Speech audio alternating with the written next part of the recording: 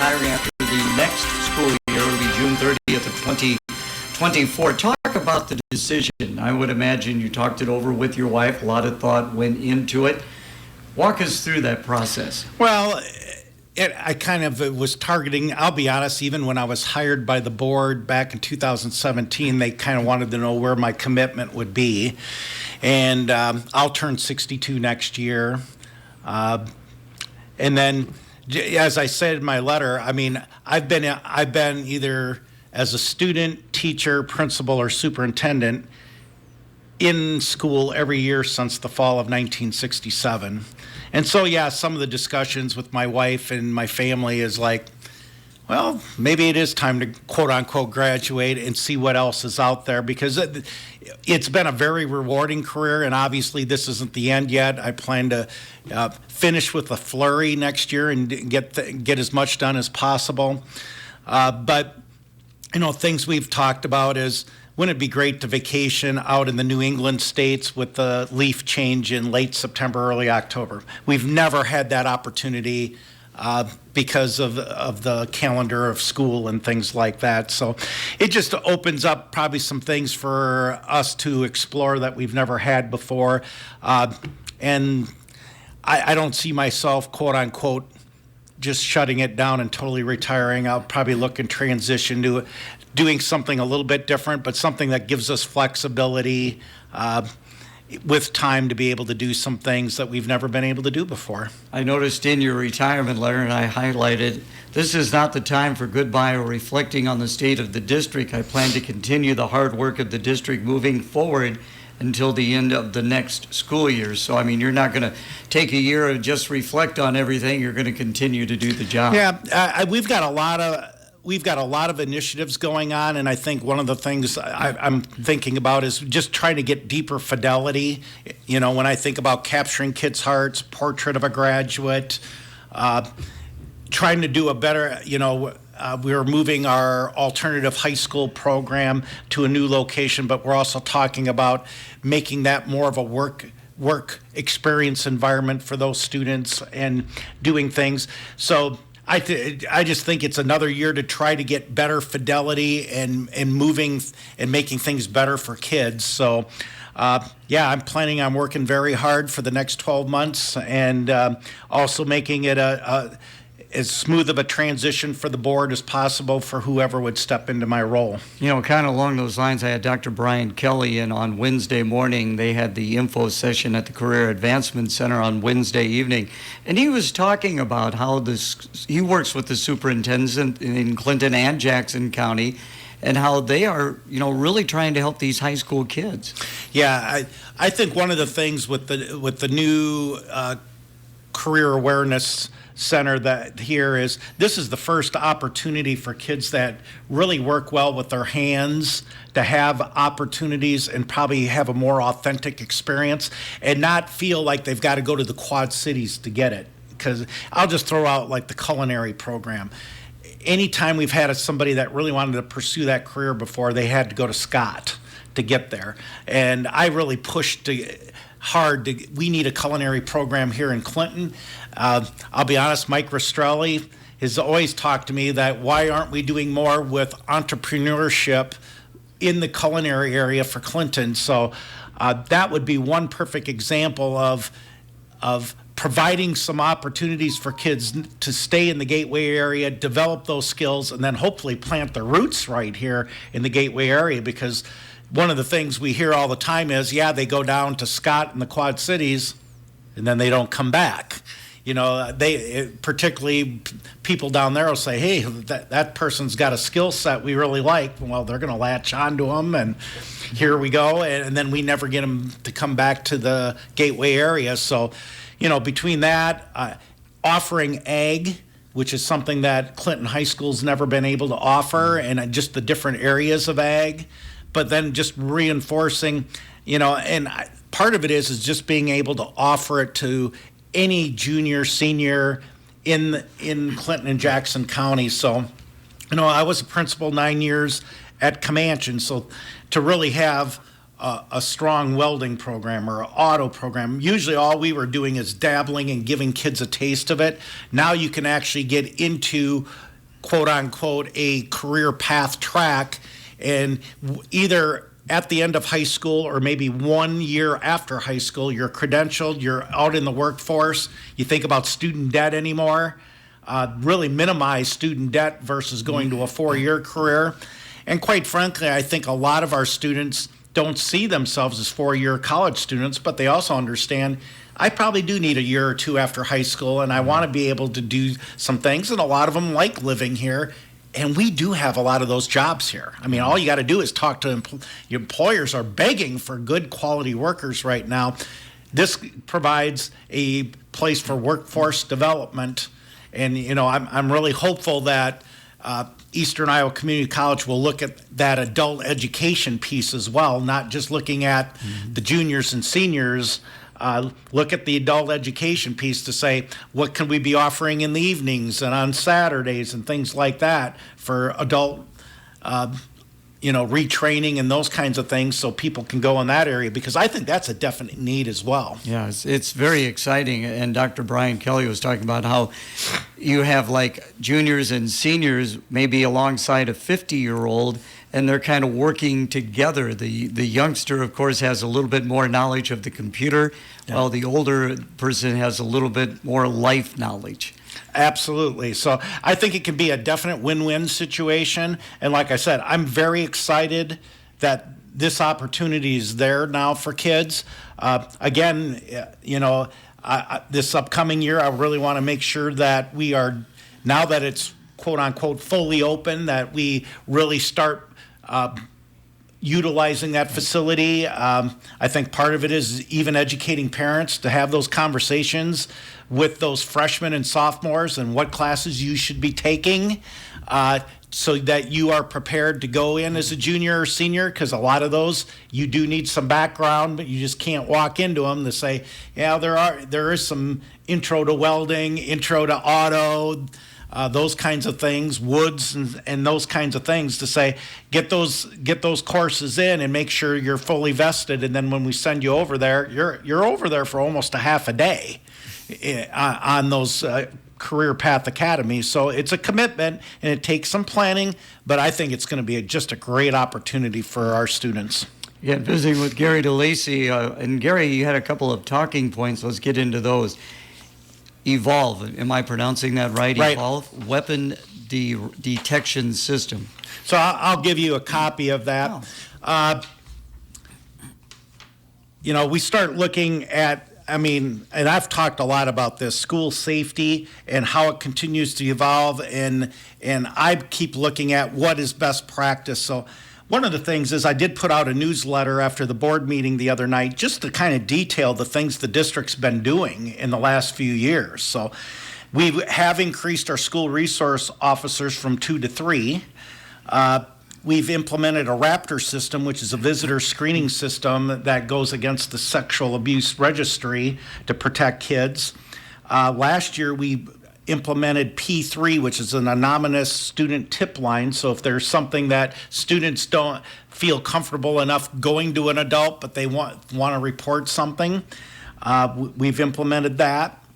And I'll give Clinton County a credit for this school safety and a violent event incident management training that we went through in January. And so it was the first time ever where you had all the emergency responders with school people talking about how are we going to interact and communicate during an event. And it really gave us structures and protocol. I'll be honest, when we did have our swatting incident in March, I was so thankful that we had that training, because you could see the elements of the training kicking in. People were doing, and some of them actually had their cheat sheets out. They were looking at it.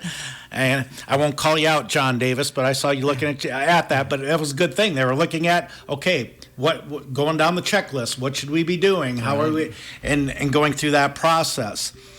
A few years ago, we got a software program called Navigate, which we have our school safety plans. We've also done a 360 view of all of our rooms and all of our buildings. So if we did get into an event, our first responders can actually pull up their cell phone and take a look. What does that room look like before they would actually break in?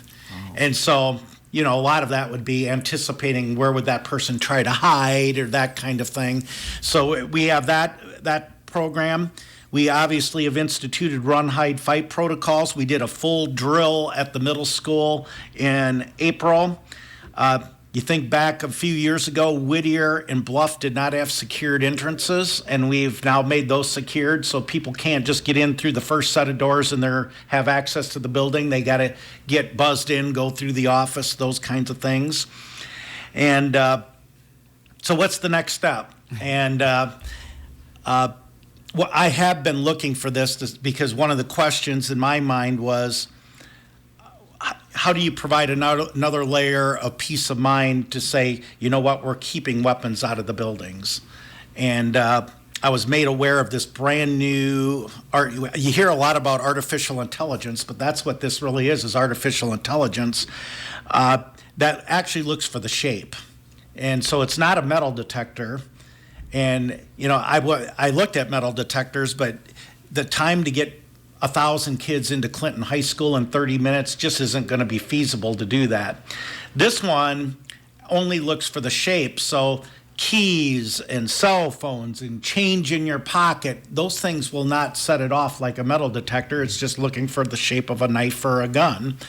And so really the majority of kids will walk right through with their backpacks, and it will only identify things that quote unquote are in the shape of a weapon, and then we would just search them. We did go to Revis High School, which is in the suburbs of Chicago. They have implemented this system, and we went one morning and watched it, and we were impressed with how it worked. And I would say probably 1 out of 40 kids were being flagged, and they would go through their backpack or through their that kind of thing. And but they were at the one station in 30 minutes, they were able to process 800 kids. So, yeah. And just talking to them, it was well received, peace of mind, just knowing that we are making every effort necessary to keep the school environment safe. This is the same technology the Chicago Cubs is using this year. So if you go to a Cubs game, you're going to go through this Evolve thing where that's how they're screening and trying to keep fans of the Cubs safe. We did do a demonstration before the March 22nd meeting, the May 22nd meeting with the school board, had their questions answered. It is expensive, but how do you put a price on school safety? Yeah. And I think ultimately the board said try to find a way to fund it. We did find a way. We're going to pilot at Clinton High School. If it goes well, we would probably consider expanding it through the district, particularly to the middle school. They are portable, so we are planning on using it for football, big events like that. So obviously that's always a major concern for us, are what they would consider soft targets. You look at our football games that are probably 2,500 to 3,000 fans. We want to ensure safety there as well.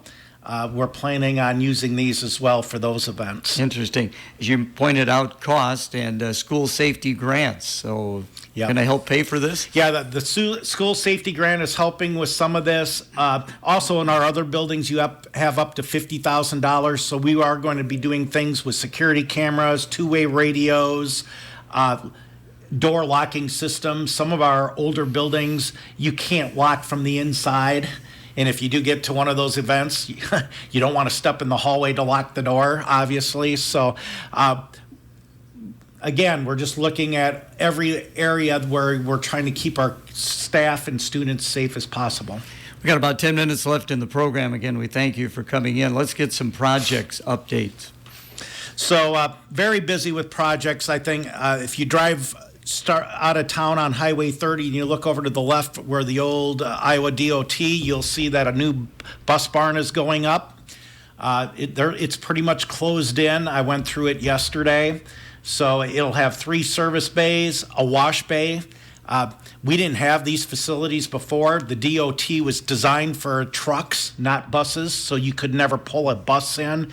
And let's say you want to pull a motor, those kinds of things. We will now have the ability to do a lot of that in-house. I'm probably most excited about the wash bay. The majority of our vehicles, we get state inspected twice a year, that state inspector will usually rule ones out or have to be fixed. The majority of it is rust.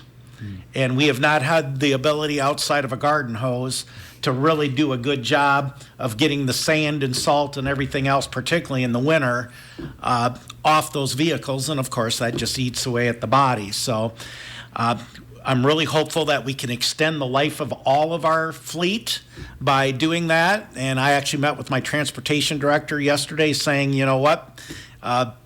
We need to really utilize this building so that we can get an extra 2 to 3 to 4 years out of our buses, out of our small fleet. And that will be a savings for taxpayers down the road because we can extend the life of these vehicles.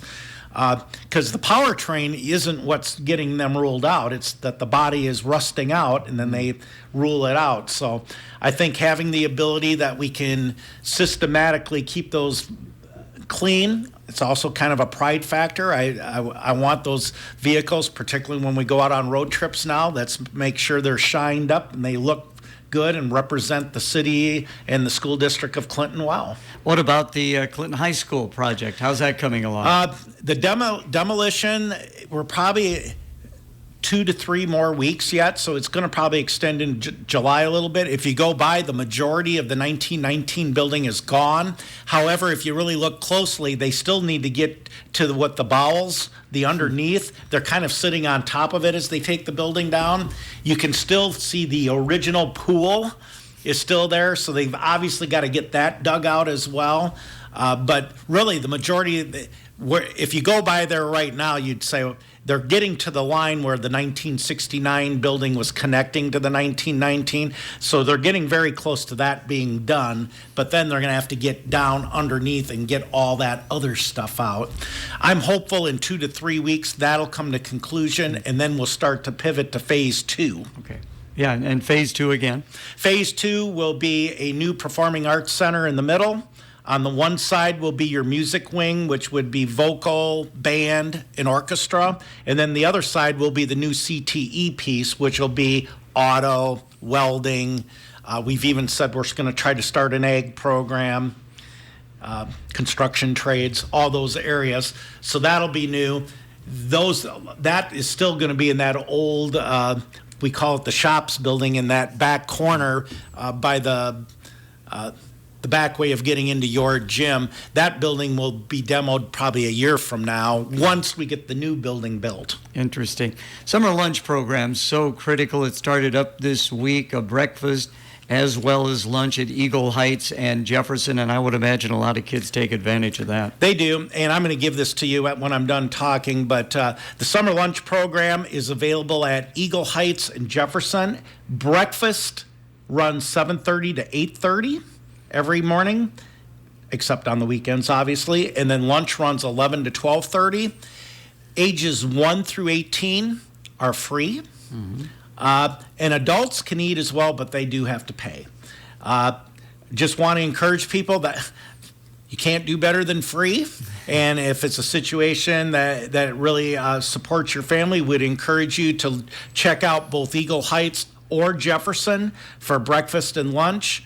I'm going to give you a menu here of what's being offered there. So I read the menus every morning. You read the menus every morning? I got my menus, Gary. I read them every morning. Brenda got me the menus. Oh, there you go. Well, I'm going to give you a second copy, okay, but I wanted to highlight that because I know that's this one's in color, so that's pretty nice. There you go. So that's a valuable service for a number of our families in the community, so yes, we want to make sure we publicize that. All right, very good.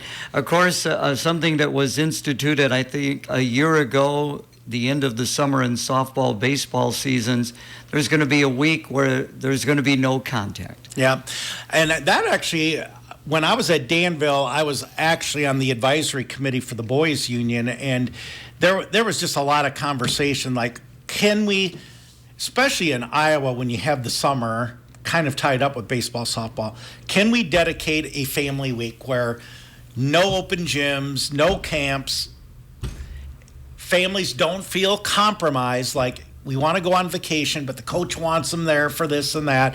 And It took a few years with the Boys and Girls Union working together, but they've altered and moved up the state tournaments on both baseball and softball, and they've locked in basically that last week of July, which they consider a family week, and I think it's a good thing. I wish we could even expand it a little bit more, but at least there's, when you count the weekends, there's 9 days there where families can not feel conflicted with coaches and advisors and things like that are doing things in the summer, to say no contact, this is for family, this is an opportunity to go out and you don't feel compromised. So it's statewide. I definitely support it. You even look at Iowa, a lot of times they'll look at the winter, and I think this is one of the rationales why we don't have athletic events between Christmas and New Year's, is because of the heavy commitment in the summer, to say here's another time where we're not going to have competitions, is between Christmas and New Year's, so families there may be practices at that time, but at least there's no competitions, and families have an opportunity to be with each other during that time. Now, are you planning on coming in on July 20th, Gary? I should be around. Okay, very good. Well, I was just checking. Yeah, I should be around. I'm going to work the full year here. Okay, I know, but I know sometimes you would take a month off. July, believe it or not, for me, I'll be spending a lot of time on school startup, because as soon as it hits August 1st, for administrators, it's like go. I mean, you are going full speed on August 1st up to the first day of school, which is August 23rd. All right. Well, you've been doing an outstanding job for us. We'll see you on the 20th then. Thank you. Sounds great. Thank you. Electronics Incorporated is the area's largest communications and alarm systems company. Electronics offers best-in-class life safety, security, audiovisual, two-way radios, and communications from top brands. Whether it's a one-man operation, a small business, or a large franchise, their professional team has decades of experience that bring you the